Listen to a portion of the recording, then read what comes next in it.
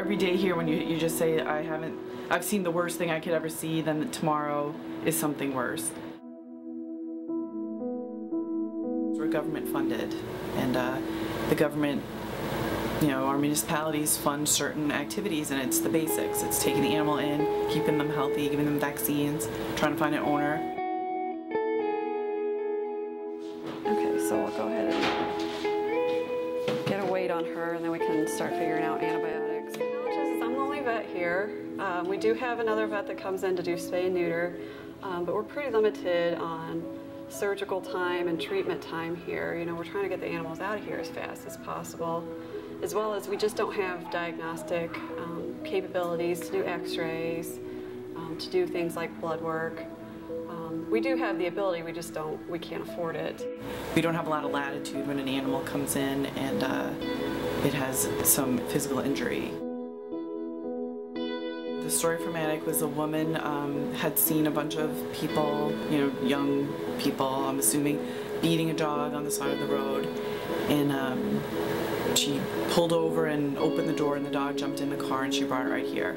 And when he arrived here, he looked terrible. We had to take him right to the emergency vet. He had gaping wounds on his face. And it's really fortunate that we were able to help Frankie, and that Canine Cupids could look past that, gaping zipper down his face and, pull him and love him.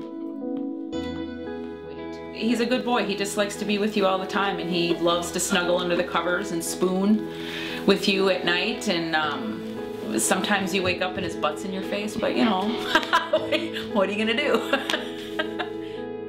Dixie came along through MADACC as well, and I brought her into foster care with Frankie, and it was like an immediate love connection between the two of them. It was just ridiculous. We really would love Frankie to get adopted with her because he loves her so much, and she's really shown him what it's like to be a real dog and to be relaxed, to be comfortable, and to be happy. Well, running a local rescue here and being a placement partner with MADACC, since we've started the rescue back in April of 2013, we've actually rescued or brought into foster care over 150 dogs that have come from MADACC. Quite honestly, I think Milwaukee dogs are the best. We've had a lot of medical issue dogs, obviously, that have come out of MADACC, dogs with mange, dogs who have had to have amputations, dogs that have needed all their teeth pulled. They're not perfect dogs, but as far as personality, temperament, that's why we concentrate specifically on dogs from MADACC and from Milwaukee, because Milwaukee has the best doggies, even if they are homeless.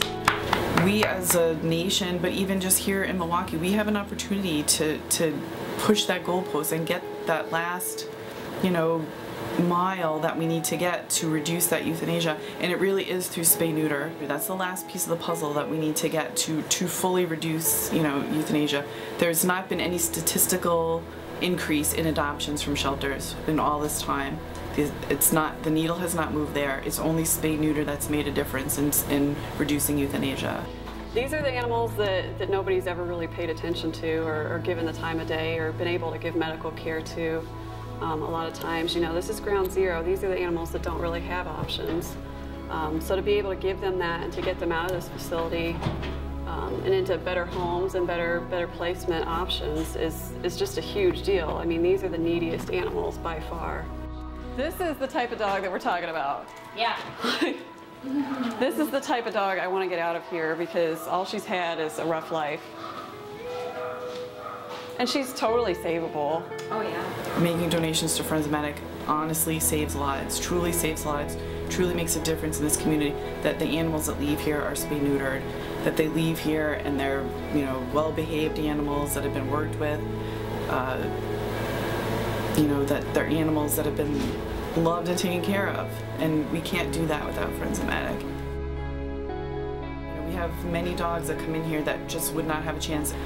And cats too, very deserving animals that need that second chance, that again, a shelter or rescue, traditional place doesn't necessarily have that, the resource available to take care of those animals, and if we don't take care of them, nobody's going to.